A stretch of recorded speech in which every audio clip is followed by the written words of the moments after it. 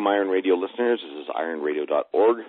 I'm Robert Fortress Fortney, ex-editor at Muscle Mega International, ex-competitive bodybuilder, and current strength enthusiast. And good morning or afternoon, everyone, depending on where you are. This is Charles Staley. I'm author of Muscle Logic, creator of Escalating Density Training, and I'm also a master's level competitive weightlifter. This is Phil Stevens, strength coach, founder of LiftForHope.org, and competitive powerlifter.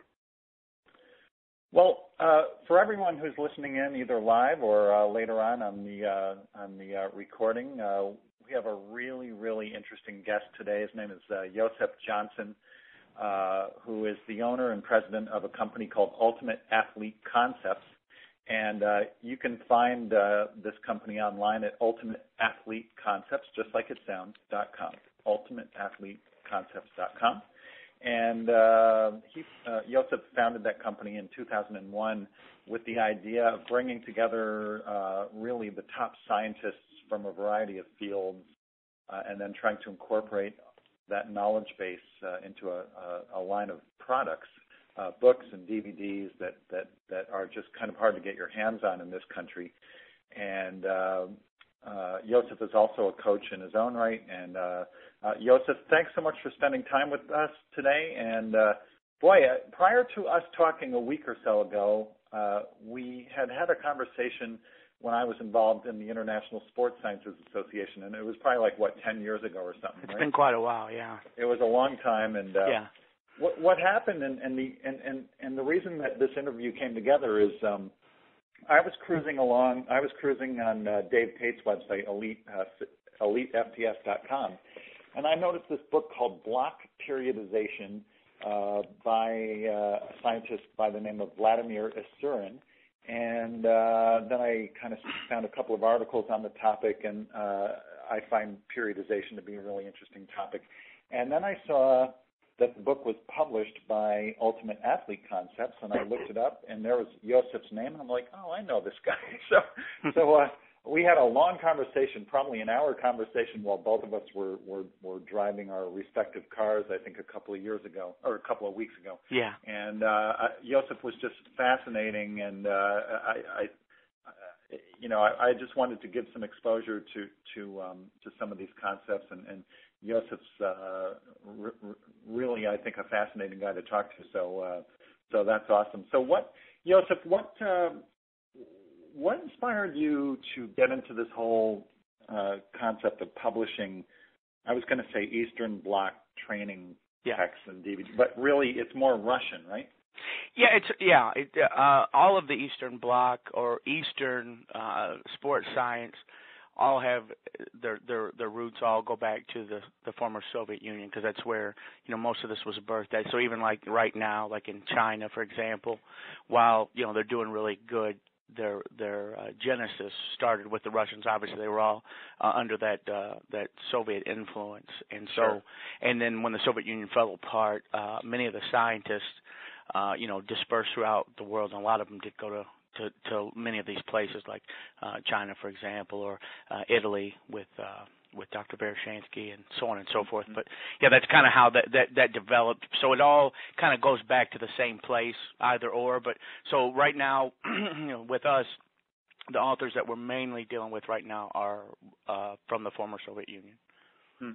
And and I mentioned this when we talked last time, and I just wanted to get your response to this once again. But I have a lot of colleagues and friends who are in the coaching and fitness industry, and no one can deny the superiority of the Russian athletic success in world championships. Not in every sport, but in many, many sports. And but a lot of my colleagues will say, well, but okay, there's like unlimited drug use, and they have it's basically talent ID and drugs, and so they end up kind of dismissing the Russian sports science model as being something that doesn't really apply to us. And so what would your response be to that?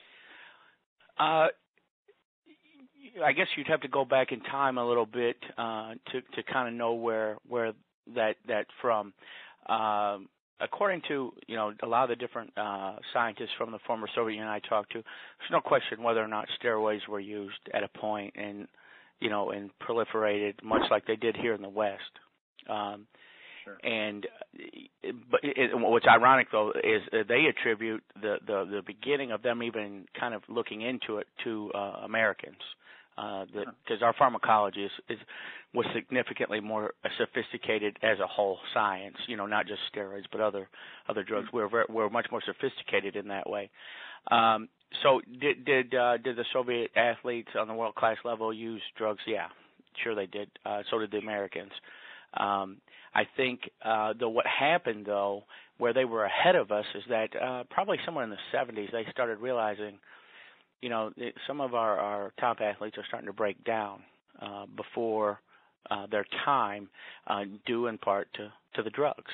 And at that time, they started really putting more money and science into recovery methods that would be natural, that would kind of, negate the value of some of the drugs, that and adaptogenics. I mean, they were looking at all these different things.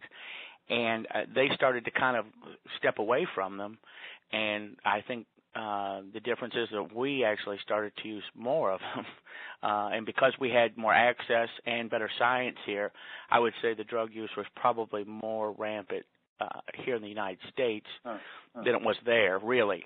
And really what you have to do as a whole is look at this situation on basis of science. So a lot of people, they'll look at circumstantial evidence and say, well, here's my conclusion, when what you really have to do is look at the science.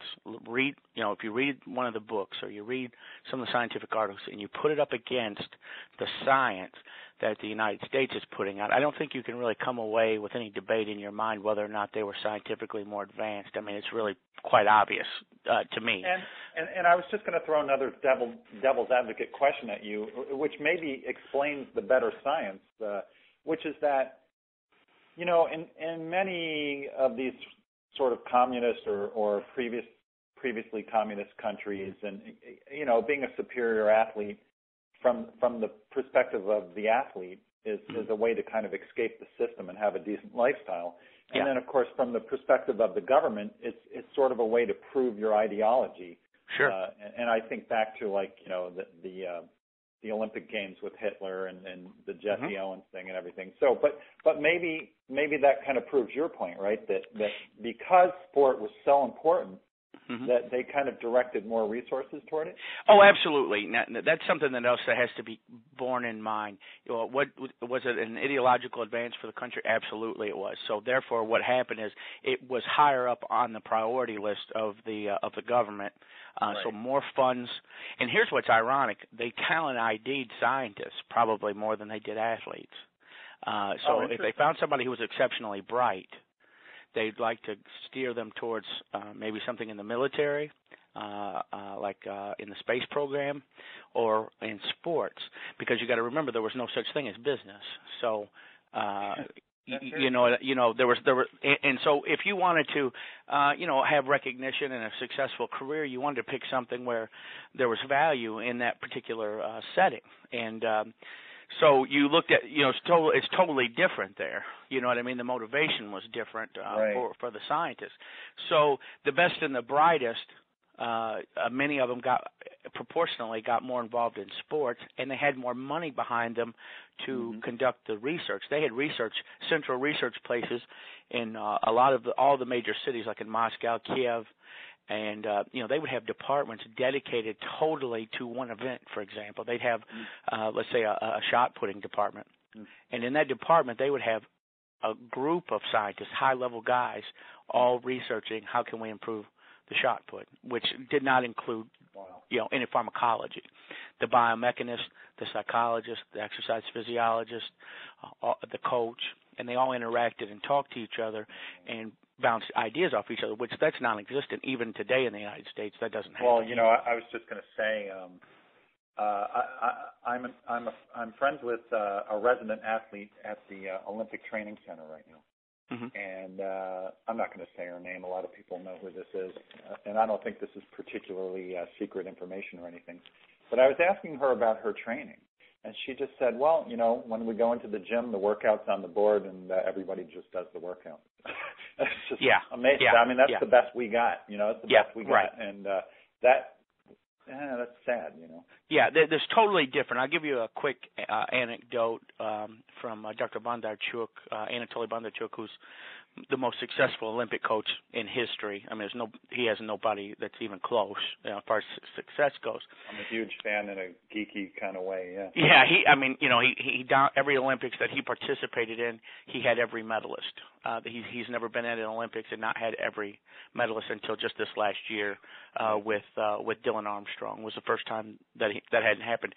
And what's also interesting is the first Olympics, he was one of the medalists, and his two athletes were the other two.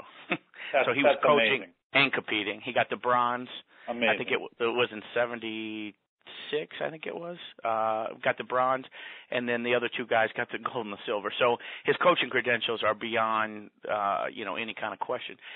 What he told me, what I thought was interesting, he said basically, he said he'd run the coaching, and he was with the athletes going over everything they did. And he said, it's a day-to-day because we're kind of constantly evaluating how's he responding to what I'm giving him. But when he had questions, for example, he would get on the phone. Let's say he had a technical question. He'd call Dr. Donskoy, who was the applied mechanist in his area, and he'd say, we're looking at technique issues. Can you, kind of get in on this and give us some advice, or he would talk to one of the other exercise physiologists and ask him about something maybe as it related to periodization, like Dr. Etko Viru or someone like this. But they all worked in a network as a team with each other, constantly looking to, because they only had intentions of winning all the time and breaking world records. It wasn't just hodgepodge like we do here, like kind of what you mentioned. It was very directed. They mapped out when a kid was 12 years old, if he decided he wanted to get involved in sports, and he wasn't forced to, contrary to what anybody might say, they would project what the world record's going to be when he's 28, and then how are we going to get that done? 16 years from now, how are we going to get this kid ready to break a world record? And so they were it was just very involved. And by the way, even to be a junior level coach, you had to have at least a master's degree education in that particular sport. Wow. And here's one other quick note that's interesting too. Dr. Bondarchuk has his PhD not in biomechanics or exercise physiology. It's a pedagogue as a coach. It's a coaching PhD, which we don't even have an equivalent for here. So it was an amalgam of all the different disciplines geared towards one particular sport, and we don't have an equivalent education here in the United States for that. Wow. This is making me think, because you can't separate all this from the political system and the ideological system. Funny, a colleague of mine who's a weightlifting coach said to me one time, he goes, you know what? I'm no fan of communism, but it works really good for sports. Amen. Oh, yeah, it did. It worked great for military, and it worked great for sports. It was terrible in a lot of other ways, no question. Yeah. That's why it didn't work out. But the one thing that they did was when they created a system for developing sports, they knew what they were doing, and they did a fantastic job. And I think one of the other things that's taken for granted, our talent pool, our cross-section in the United States is superior pretty much to everyone else in the world, because a country like Soviet Union at that time, it was a more homogenous kind of profile as far as the athlete. They were all very similar. Here, you have this great cross-section of ethnicities which produce will give you better odds for producing more superior athletes in all the different events. And in reality, actually, we have a bigger talent pool, because at the time they were demanding so many men be involved in the military. So actually, their talent pool for athletes actually was smaller than ours, even though they were a very big country. Interesting. Well, if you're just joining us late, we're talking with Yosef Johnson of UltimateAthleteConcepts.com. And send us your questions also. You can find a little Q&A box on the InstantTeleseminar.com website. So fascinating stuff. So you're in the business of sort of exposing Westerners to these concepts. So if somebody's like a total newbie to the Soviet sports system, and they're on your website and they're looking to buy a book or a DVD, where should they start?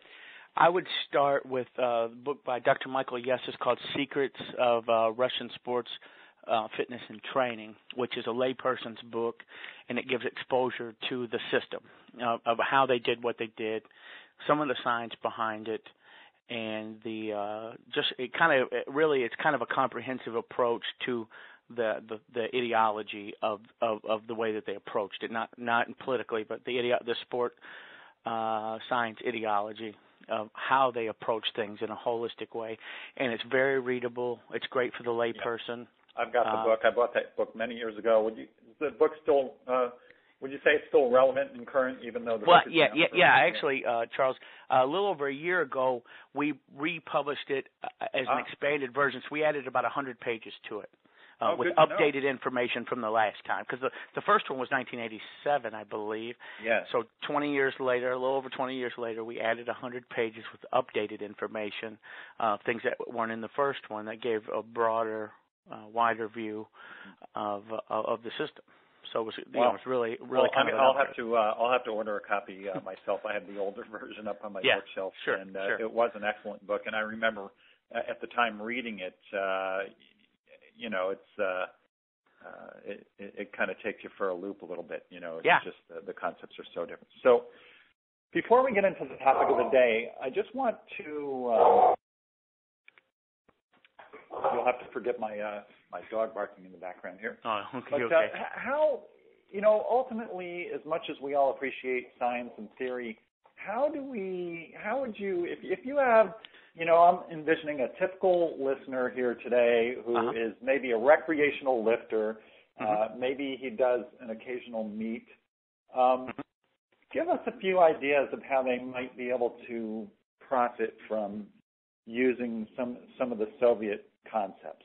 Okay. If you're talking, let's say, what's the average meathead in the gym not getting that what they don't get? Fundamental mistakes that either relating to periodization or recovery or workout design or biomechanics or anything like that. Well, if they're a lifter, they're just the guy that's in there maybe for cosmetic purposes, to get bigger or maybe to get stronger, or an athlete. Obviously, then I would give different answers, and I'll give you just a quick snapshot of those. One thing that I find in general, and this is all three categories, is that people tend to develop a system of their own, maybe based upon information that they've gotten from various places, someone maybe who's more successful than them, who kind of passes on what's worked for them, and they collect information into an amalgam, and then they've got what they call their training program.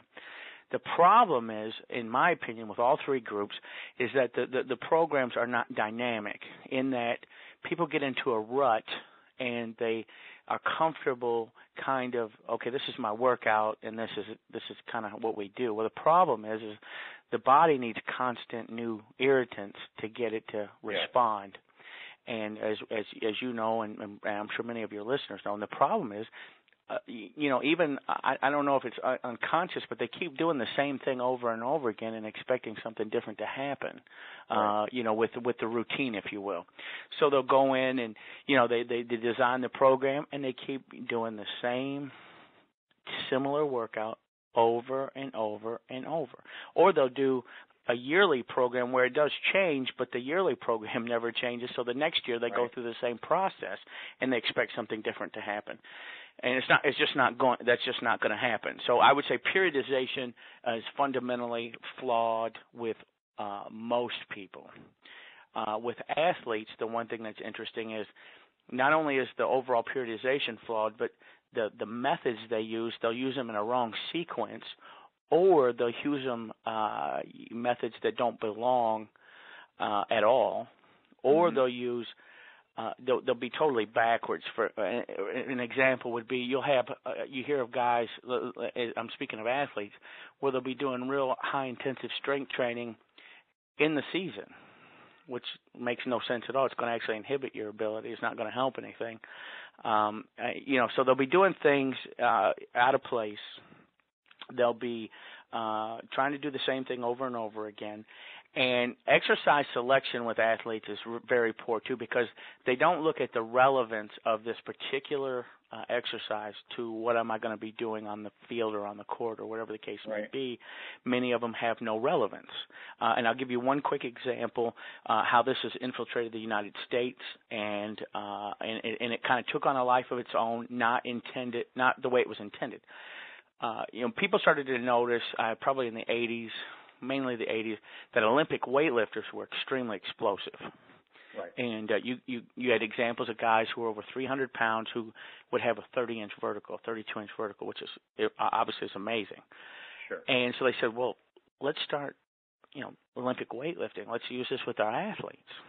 Well, so and you see this across the board, across the country right now. You probably see a very high percentage of Olympic weightlifting being a part of programs or the integral part of a program.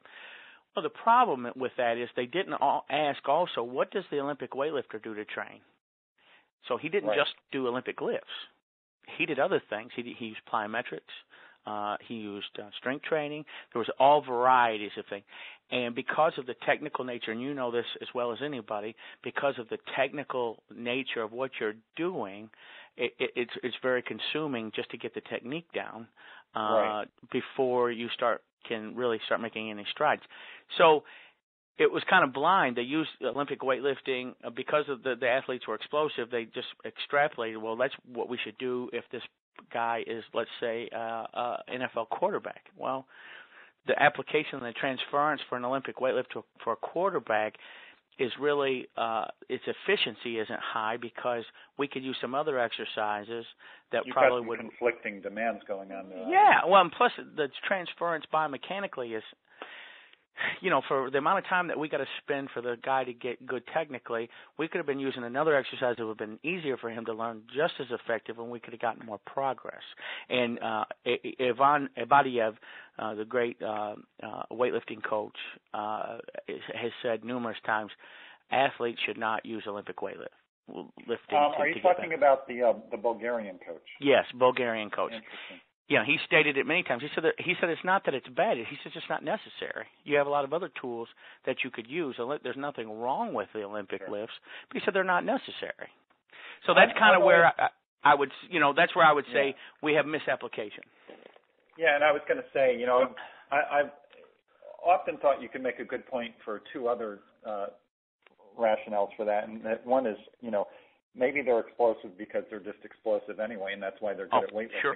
Absolutely. And then the other thing is, of course, is that compared to what a lot of people do in gyms, the way that weightlifters and also powerlifters train is just smarter in terms of organizing energy and, multiple sets of low repetitions using large multi-joint exercises. They just know how to put their daily workouts together more effectively. Well, and I've always thought exactly that you could replicate that same thing using any type of lift, using squats or whatever it might be. Compared to some of the archaic methods that different coaches have used in the United States to develop athletes, Olympic weightlifting is an upgrade. But you're talking the difference between good, better, and best. And just Olympic weightlifting is just not best. It is for an Olympic weightlifter. Sure. But for a basketball player or, like I said, a quarterback, it's not best. We need to look at something else. And so really, I guess the reason why it caught on was because it was better than what they were doing. Yeah. Previously, it actually was an upgrade. So, then you have a hard time debating that because it's, oh, boy, we're doing so much better now than we were before. But they're not looking at the point of view of, well, it's still not best. It's not the ideal. Oh, Yosef. Kind of what you're saying is the main problem that we have here in the West, and I think we see it time and time again, is people are doing things for the sake of doing things. Yeah. You see the football team that wins, and next year everybody in the NFL is doing that. You're exactly right. It's modeling. We do modeling in the United States, which is terrible. You look at a pitcher who throws 100 miles an hour, they say, well, they teach the kid, you should throw like him. But the pitcher is throwing 100 miles an hour not because of, but in spite of what he does. Yeah. Like everyone now wants to know how Usain Bolt trains, Exactly. Which may or may not be optimal. No. There's absolutely, no proof that it's in the. And I'm going to guess off the top of my head that it's not on the absolute cutting edge. But he's just a genetic freak. Yosef, can you think of any coaches that some of the listeners might know, either involved in sports teams here in the U.S., either professional sports or Olympic sports, any coaches that are implementing some of these Soviet concepts with their teams? Does anyone come to mind, or is it just absolutely not taken hold here at all? You know what? I've got a few friends that are embracing these things. Now, I got to be perfectly honest with you. I don't know to the degree all of it that gets implemented, so I couldn't speak to that. But I can tell you of guys that embrace it and are making their attempt to assimilate that. And I'll tell you who comes to mind right away. A friend of mine at the University of Minnesota, Cal Dietz. He's a strength coach there for all the Olympic teams, non-football. He's in charge of all that. Good friend of mine, and makes his attempt to try to implement these concepts. Him and I talk fairly regularly. James Smith and Buddy Morris at the University of Pittsburgh, same kind of thing. And James answers questions on elite fitness that you mentioned earlier. And so those two guys are guys that I know that do in the pros. Tom Myslinski with the Browns, is obviously a fan of what we do. We probably have about 35 or more customers that are strength coaches with colleges or pro teams. But those guys I know personally, who we speak on a regular basis. And there's probably there's another handful of guys that I'll talk to on the phone. They'll call me, maybe wanting more insight into a book, or what do I think about this, or what do I think about that. But they're at least embracing it. But I will have to tell you this: that's the minority.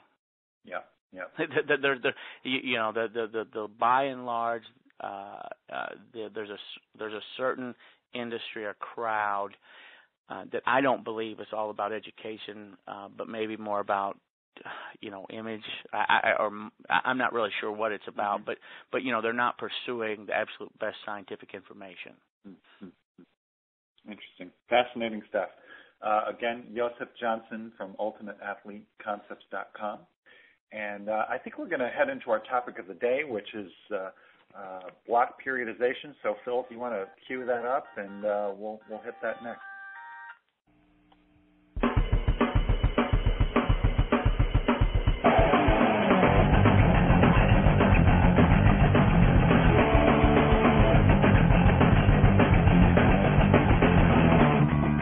This is the front. This is our fight.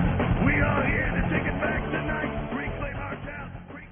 Okay, so this is about to get juicy, at least for me. And Yosef, I'm going to let everybody know you have never proclaimed yourself to be an expert in block periodization. Not at all. No, I'm not.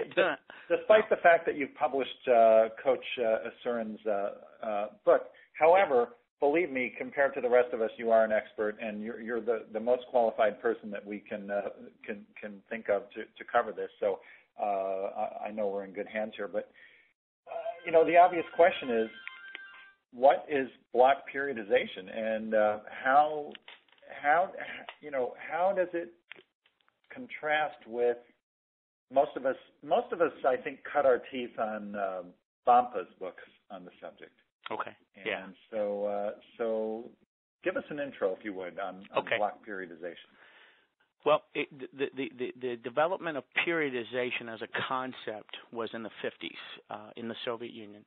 A guy by the name of Leonid Medvedev, and he is the guy who began to articulate this idea of classical periodization, where you developed many skills over the course of an off season, culminating in a direction towards a season or an event. But it was broad, though. You would develop all different kinds of different qualities and skills simultaneously while you were gearing towards perfecting your sport skill, whether it be an event or if it's a team sport. Well, that probably was the dominant thought in the Soviet Union, probably 15 to 20 years, and I don't quote me on that, but somewhere in that neighborhood.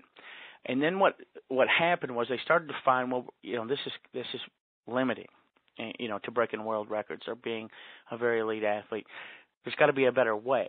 Well, at that time, Dr. Adko Viru and a few other guys in biochemistry started to find information on the biochemical levels, actually what was going on in the body biochemically, and what could we do to affect that differently through training. And this is kind of where the beginning of the thought of block periodization began to come about. Okay, they started to find how is the body responding biochemically to different stimuluses, whether it be strength training, speed training, plyometrics, all these different things, and how does it respond, and how do they sequence with each other? Right. Oh, okay, so here's block periodization, I guess, in a small paragraph.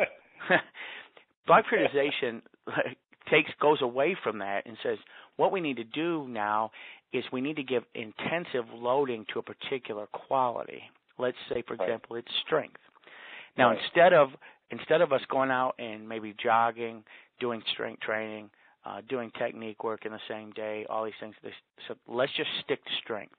For this particular block of time, 6 weeks, we're going to devote a higher level of our energy resources to strength only.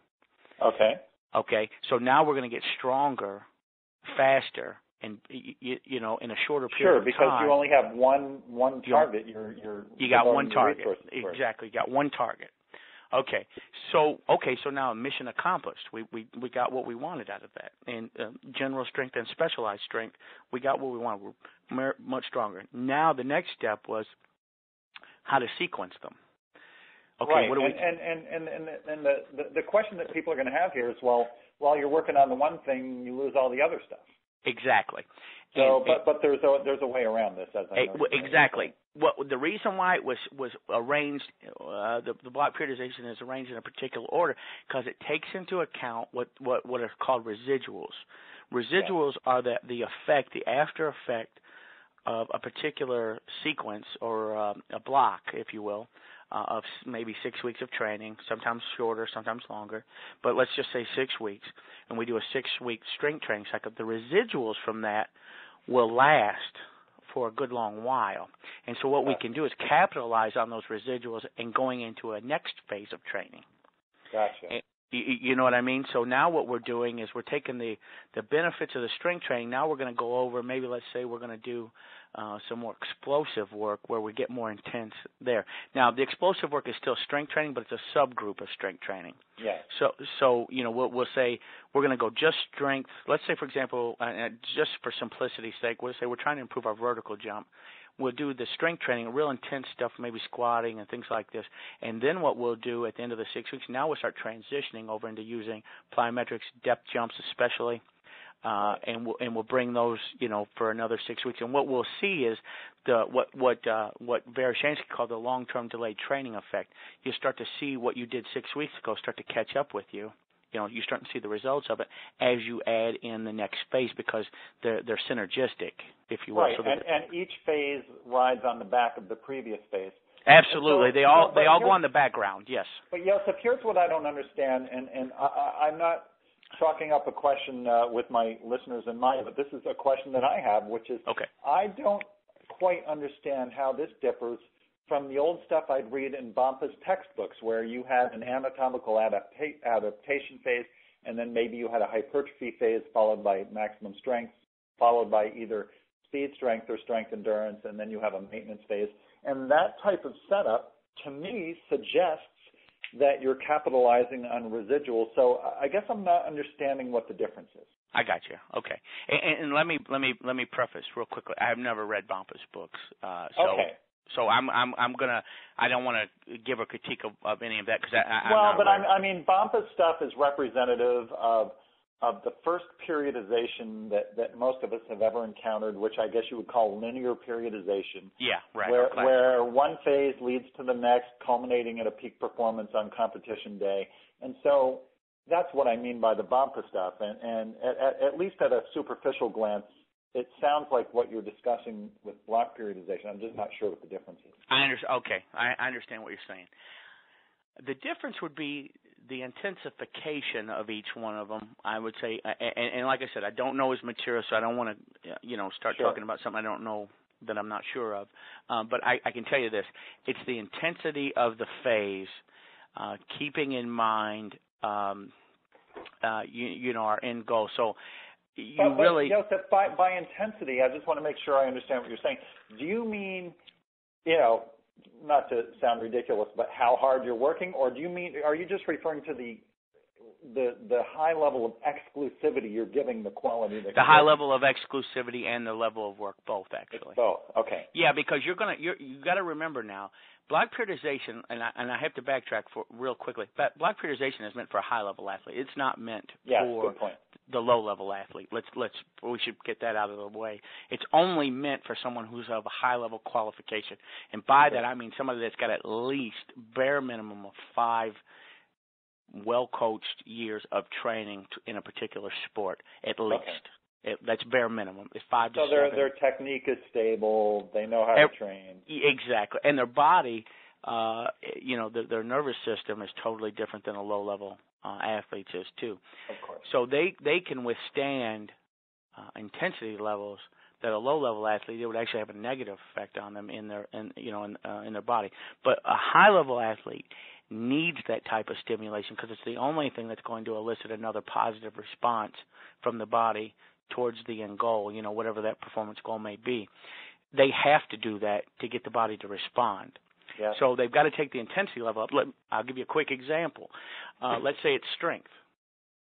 You may work out, 3-4 times a week towards strength. What they may do is they may say, okay, we're focusing on strength exclusively, and we're going to have not one workout but 2 workouts a day, or maybe 3 sometimes.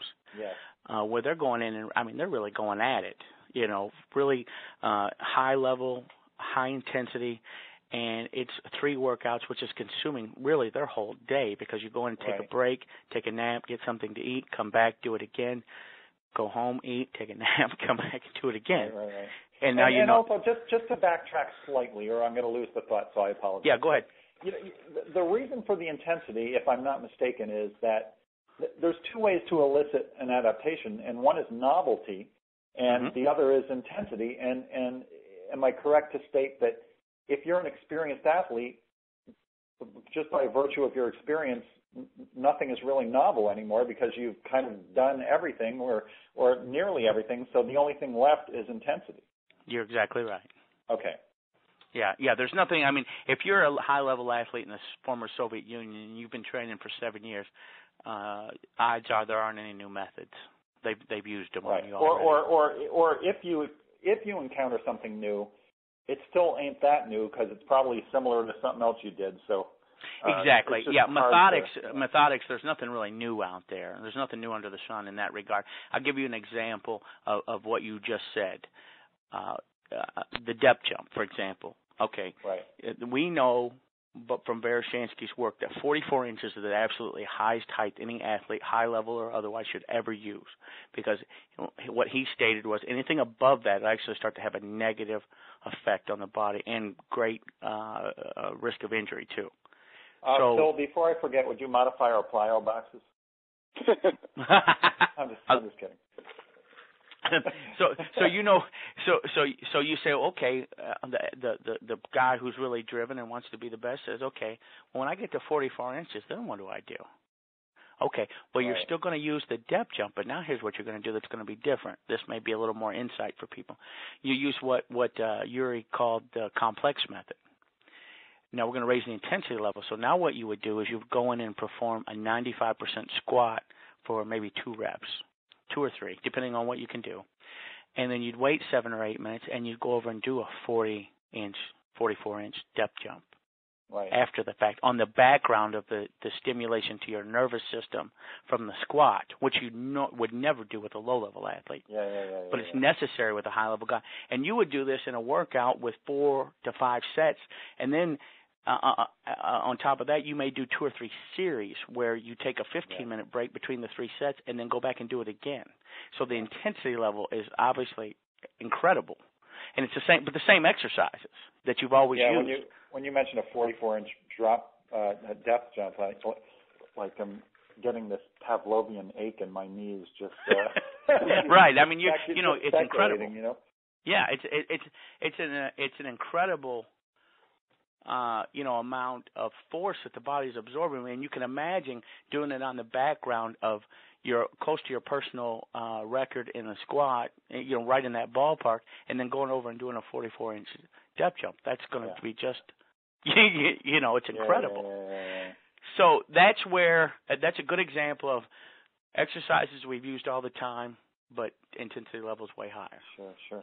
Now, I know Isurin, we were talking about training residuals, and Isurin talks about the length of these residuals in his book. I'm quickly scampering here to see if I can find this, but I mean, that rings true intuitively because, I mean, I'm doing a squat peaking program right now. It's like a 6-week program, and the way most people do this program is on the very last workout they try to peak, and it never works. And actually, if you try to peak maybe 2 weeks afterwards, actually you do a lot better, you know, after a break from it. So that's kind of the whole. If you imagine the old Hans Selye stress response curve, you know, it's that kind of a thing. Sure. Your system kind of gets pushed down, and then there's a delay. So if you're training your butt off on squats for 6 weeks, and then, you know, at the very end of that 6 weeks is not where you realize the benefit. No. It's later. No, it's what I referred to earlier as Yuri coined the term, the long-term delayed training effect. You're suppressing, you know, with high-level training, you're really suppressing all the physical parameters, you know, that you would normally measure. You're suppressing them. They actually will get worse if you're a high-level athlete for a period of time. And then it's kind of like a spring. When you pull the training away, it starts to come up. But it doesn't come up immediately. It's going to be over the course of weeks. Sometimes it's over the course of maybe even more than a month, where you'll see the skills start to improve. So that's where, you know what I mean, where what you said, you're seeing this effect, and you're like, whoa, man, I haven't even been doing those things, and now all of a sudden I'm better 3 weeks later. And you see this all the time. Yeah. So I'm looking at page 25 of the block periodization text, and Isurin is talking about the length of these residuals. And for maximum strength, he gives the residual a length of 30 days plus or minus 5 days. Yeah. And just like if I think about myself, and like I'm not a high-level athlete by any means, but I'm just thinking that seems very long. Yeah. And I wonder if that's just because, you know, I guess the length of the residual would depend on how much loading you can impose on the system. And I guess as I think about this, if you just hammered somebody hard for 6 weeks, so I guess the length of that residual depends on the ability to just load somebody into the ground for 4 to 6 weeks prior to that. Does that sound right? Well, yeah. What you're seeing is it's like what I mentioned earlier. It's on the background of if you're in a block of training, that's high level intensity. That's a high level athlete who's undergoing a tremendous amount of stress. So you're right, and so you're going to see that. Now, part of it will also depend upon the rate at which you upped the intensity level, how fast you did it. Also, you know, so you're going to see if we went real fast and we got really great result, the residual probably will be shorter because the body, when it adapts quickly, it kind of goes the other way quickly too. You know, so that's going to be a variable into that factor. But the residuals, 30 days, because what you'll see is, 4 weeks later, you're doing maybe explosive work after having done a lot of strength work, and you're still seeing the positive effects of that strength work on your explosive work. So you're still seeing I'm getting better and better on the background of it. Doesn't mean that it shouldn't be misled to say if I'm doing a real intense, let's say squat routine, and then I should go do my competition 30 days later. That's not what it means. That's not what it means. It means it's having a positive influence over the next phase for at least 30 days. Does that make sense? I mean, it totally does. I don't want that to be misleading. So we're not saying. So when Isurin says that the residual for maximum strength 30 days, it doesn't mean your maximum strength is going to be maxed out 30 days after you stop the phase. It just means that's as long as you can be away from it in the following phase without having a negative. Yeah, you're going to carry it out in a lot of these phases with high-level athletes. The blocks actually will get shorter because because they adapt so quickly because they've been doing this for so long. You're going to have to go with shorter and shorter blocks as time goes by. Okay, so as always, I want to get to a practical application of this. So if you would give us an application for the sport of powerlifting, and as our example, we'll use Phil Stevens, who's with us today, and Phil has a 720-pound deadlift raw and approximately a 550 squat raw and benches in the low fours. So Phil's obviously an experienced, elite athlete. And so how would you, and we all know this depends on millions of things, but can you give us a conceptual breakdown of how Phil might apply this to his training? Yeah. Now, let me preface first. I know that's like the hardest kind of question to answer, so thank you. Yeah, I'll give you some prefaces, and then we'll see what we can do. Preface number one is because you're a power lifter, you're only going after one quality. Correct. In general, okay? So which makes it simple, right? Makes it a little easier to apply. It makes it a little more straight line, because you're not trying to intermingle a bunch of quality. So, number one, should Phil ever run a mile? No. Or distance? No, he doesn't need any aerobic endurance. We try to even keep him off the stairs, to be honest. So. Exactly. Right. So you're looking at that number one, okay? So that's one thing that has to be taken off the top. Bodybuilders and powerlifters are the application of block periodization is less an issue with them than it is with an athlete. So let me preface that first. You bet. So something like a more classical periodization model will be more. Will bear much more relevance to him than it would to an athlete. Now, having said that, depending on his level and which you've already described to me, where we're talking about, what should we be doing with him? Well, you're going to look at probably one of the important issues there will be the way that you sequence his exercises. Probably more so than what quality are we actually trying to elicit. So let's say, for example, it's in the bench press. How are we sequencing some of his lifts, and what should he be doing? Should he be doing the bench press the whole time? Should he be using alternate lifts all the time? How much energy should he be devoting to alternate lifts, so on and so forth? So I'm going to give you an example of a lifter that I do some work with, and I can give you an idea of what we do. So this will be practical, okay? I have a lifter, he's a good friend of mine. He's a raw lifter, 198-pound class. I think his best bench is 485, 490, something like that, but it's raw, drug-free. And he holds a world record in one of the federations. I can't remember which one it is, but nonetheless, here's something that he was doing that would be counter block periodization, and something that we corrected for him. He was doing a real high volume of assistance lifting as he got close to a competition. So he maybe would be doing the bench, but he'd also be doing really intense stuff like maybe dumbbell presses, real heavy dumbbell presses overhead, things of this nature, and he's doing them close to the competition. Well, now you're starting to sap a lot of energy away from the actual lift itself. So it was okay back in the beginning when we were 6 months out from a competition. You're using exercises that maybe bear less relevance to the lift, you know what I'm saying, and lower intensity levels. But now as we get closer and closer, we have to sharpen our edge towards the actual lift itself. So how do you do that? Well, with an athlete, what you'll do is you'll go for what they call from general to specific exercises. It's the same thing with a power lifter. One of the things that you'll do with him, and this is only one aspect of block periodization, is you're going to sharpen the edge towards the actual lift. So should you be doing lots of volume of bench pressing, 6 months prior to the competition? No. It's probably not going to do us a lot of good. Compared to assistance exercises. Exactly. The ratio is going to go, we're going to be more assistance heavy and lower on specific at the beginning, and then that ratio, as time goes by, is going to just flip-flop. you know, and you're going to go Gotcha. sharper back down to the actual lift. Now, that's one component or aspect, okay, where you're going to do that.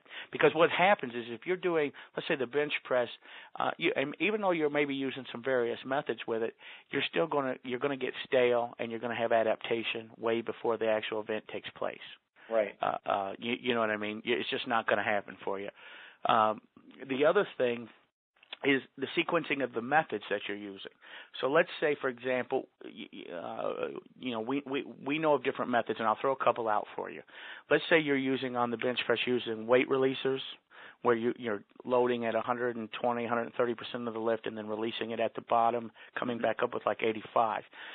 Let's say you're also using board presses, where you're going from 4 boards to 3 to 2 to 1, whatever the case may be. And you're using floor presses. Okay, these are 3 movements that are off of the actual, totally off the. They're not off the lift, but they're off of the way that you would normally that the performance is going to take place at a competition. Yep, the contraction regime is different. Exactly. So now, how do we place those? Should we be using them at the beginning of our cycle in 6 months, or should we be using them closer to the end? How should we sequence them? Which ones would make the most sense, you know, in terms of sequence? What are his weaknesses will be one of the things that will give us indication. Is he weak in the lockout? So where should we be focusing? Should we put a little bit more time here over on board presses because his lockout's kind of weak? Is he really a highly adapted athlete and we really want to give his nervous system a lot of stimulus? Then should we spend a little more time maybe with weight releasers, where we can really stimulate the nervous system with loads that are above 100%? So it would be the sequencing thereof, the repetition range changing in a rational way. Sure. And I don't want to be overly general, so I'm not answering your question. So I want to try to give you a little bit more detail. You know, because it's real easy to give you general answers. Yeah, and I didn't answer your question. Yeah, and if you're listening into this, I mean, there's a lot of potential to misinterpret what Yosef's saying here. So keep that in mind. I'm not trying to just overgeneralize this, but because it's not a situation that I'm familiar with, you know, there'll be some generalization. I'm going to try to do my best here to even be more specific for you. So we say, well, you know, he's very highly adapted. He's been in a training rut, you know, and man, his best lift has not improved in a year or 6 months or 9 months or whatever the case may be. He's really getting stuck. In that situation, I said, let's spend some time with some overstimulation, maybe with the weight releasers for a while. And let's see how that does. Let's see how he responds. And if we start to see a positive response, let's ride that out for a while until we start to see it level off. And then let's get rid of it. And then let's go in and let's say, okay, let's use one of our other techniques on the bench. You know what I mean? And then once we get into a range of the actual competition, let's say we're 6 weeks out or we're 8 weeks out. And this is going to be different for everyone, so I don't mean this to be a prescriptive thing. Absolutely. But now all of a sudden, now we're getting down into our 90% range, and now we're going to actually start doing the lift itself. Right. And you know what I mean? We're in our 90% range. Maybe we're going to our 95% range. And now we're trying to figure out how many days in between these 2 lifts should we be taking now? How are we responding? And this goes back to the coach or the athlete, if he's a high-level athlete, determining, you know what, I'm doing best with 3 days rest instead of 4 days rest, or vice versa, whatever the case may be. And now all of a sudden, I'm mainly just doing the lift. I'm not really messing around with any assistance training last month. Maybe I'm doing a little maintenance on each one of them. I'm going around and, you know, maybe knocking out one set for the different relevant assistance, but it's low level at 70%. It's just for maintenance. Yeah. But I'm really hitting the lift itself real hard during this last month. And what I'm hoping is that the residuals and the cumulative effect of the stuff that I was doing 2 and 3 months ago is now starting to catch up onto my actual lift. Now I'm in a phase where I'm very I'm adapting. You know, I'm showing a lot of adaptation, and that's what you're looking for. So that's a general, you know, I don't want to be overgeneralized, but that's kind of an idea where I see a lot of powerlifters not use the concepts in sequence, you know, very well. Very cool. Does that answer your question, or did? Well, I mean, and it's, you know, we'd need more than an hour to cover this This is a kind of a broad system, but it's very broad, yeah. So, questions from any of the other co-hosts here? I definitely think we need a part 2 of this right? session.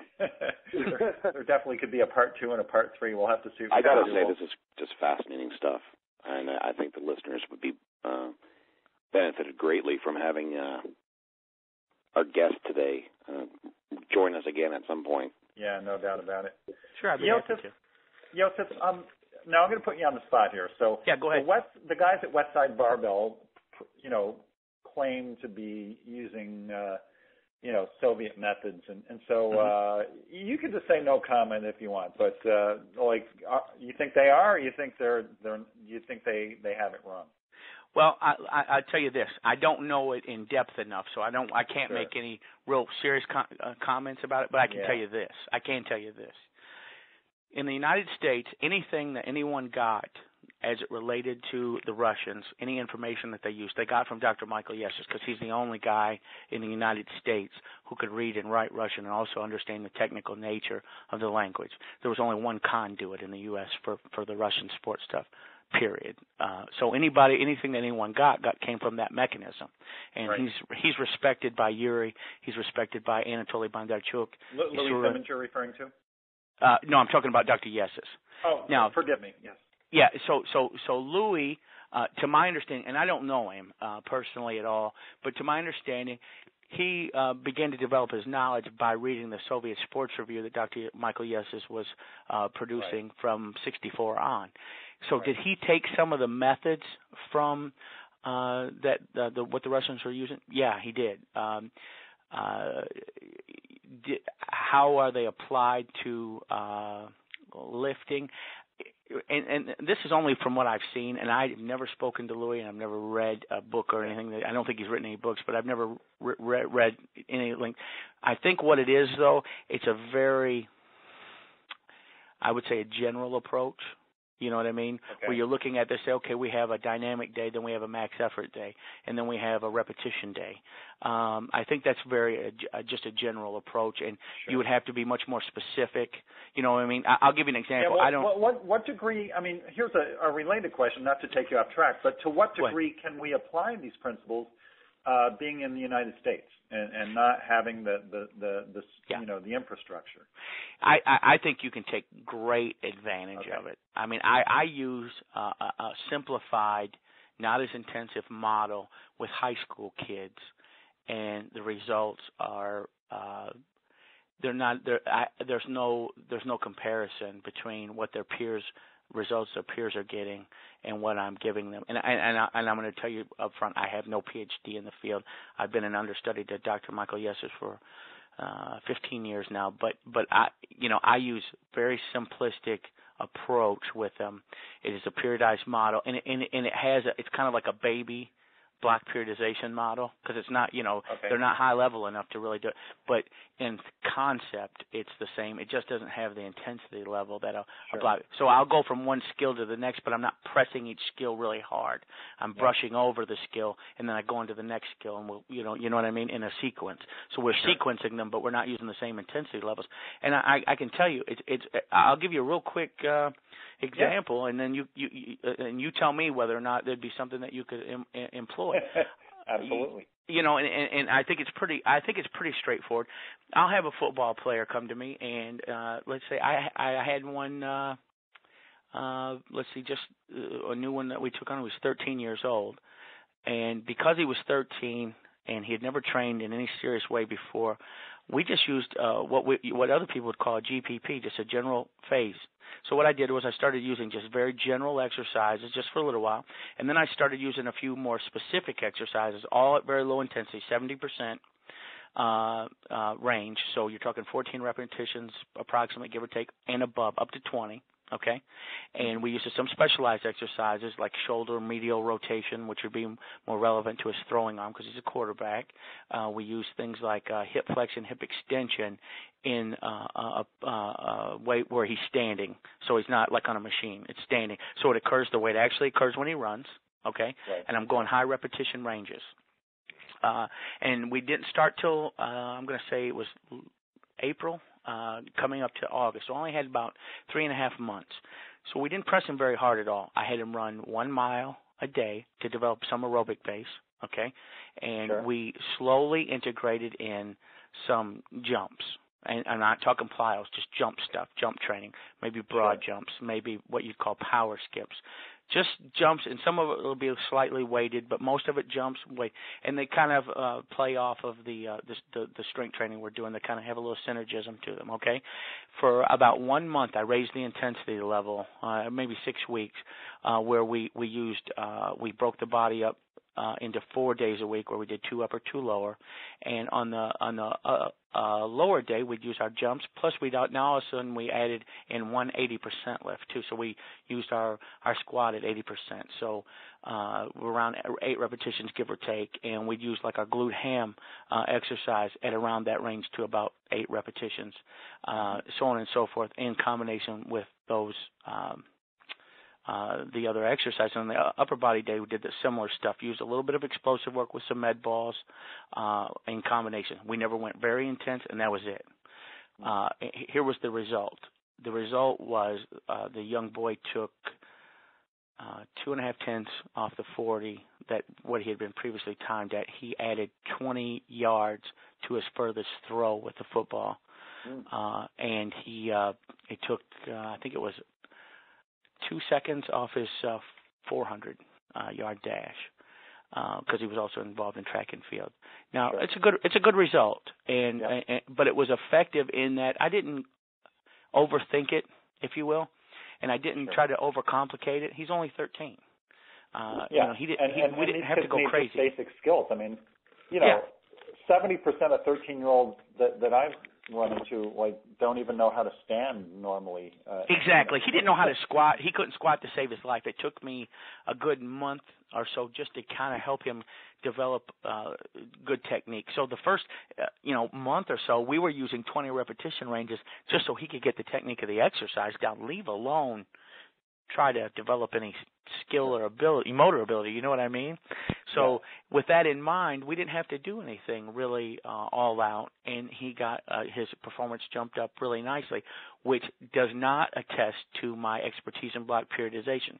What it is more a testament to is the lack of knowledge of the high school strength and conditioning programs is really what it is, because I didn't do anything special. They just don't address them even adequately, and that's why it looks more impressive. But that's kind of what you would call a very, very baby block periodization model. You know, we went from one to the next. I got you. You know what I mean? In the most elementary way. Sure. I got you. So I'm pretty much going to this. I have a few questions. Go ahead. You know, a block periodization, it would not be, it's definitely fit to the athlete. You know, there's no actual, I guess, for lack of better terms, cookie cutter type. Set in stone.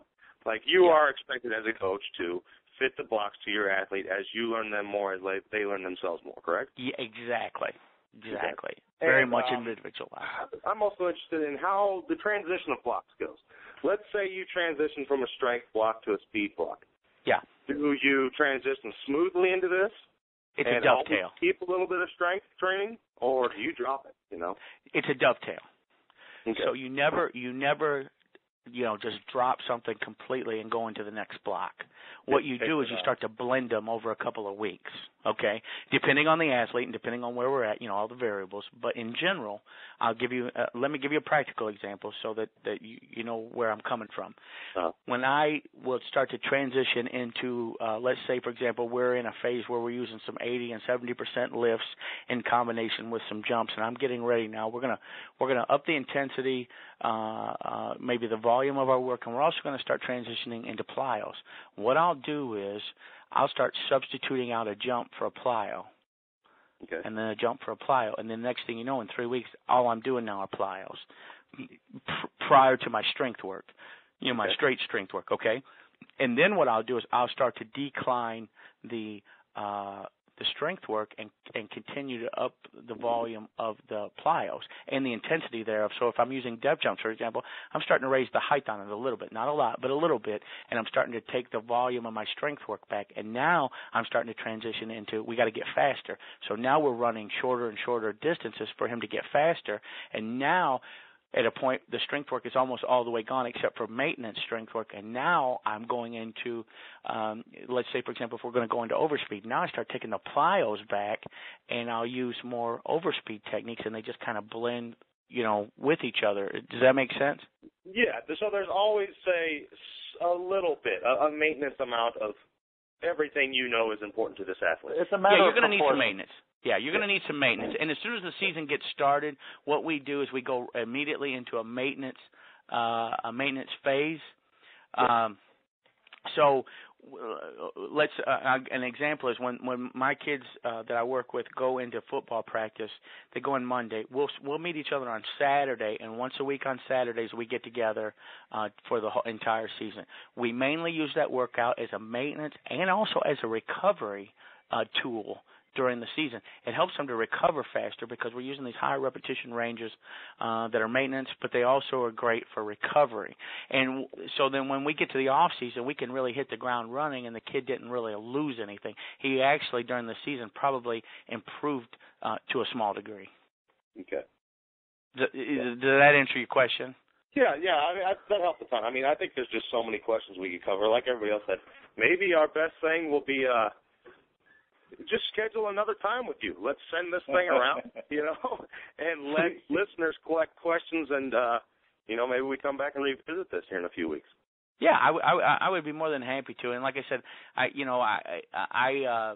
I'm in no way an expert on the topic, but I do my very best to answer things in a way that makes sense. Because I know as a listener, I hate it when I listen to somebody and they never actually answer a question in a way that I can use it.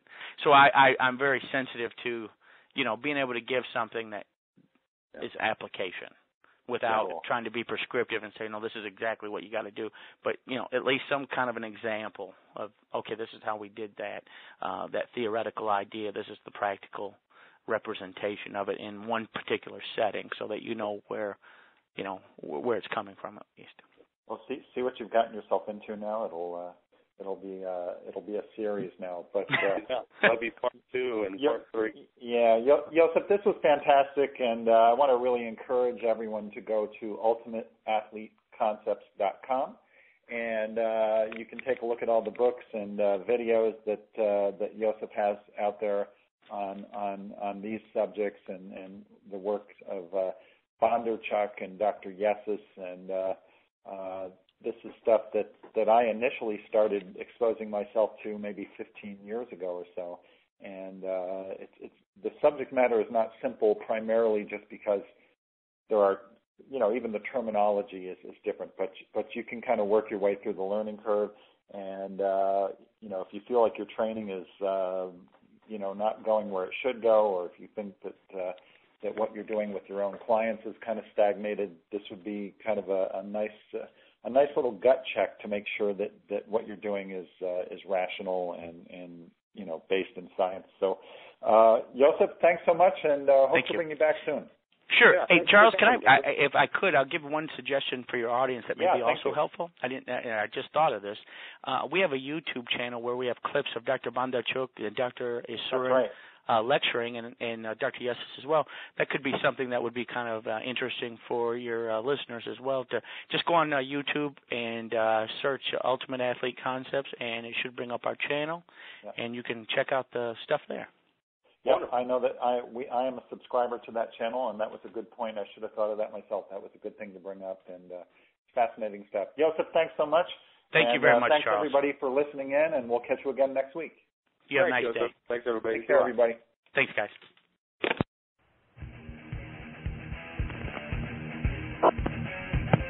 The Iron Radio podcast and all of the audio on ironradio.org. If you're interested in studying diet or exercise programs, it's important to check with your physician. Also, they help with registered dietitians, athletic trainers, and qualified exercise physiologists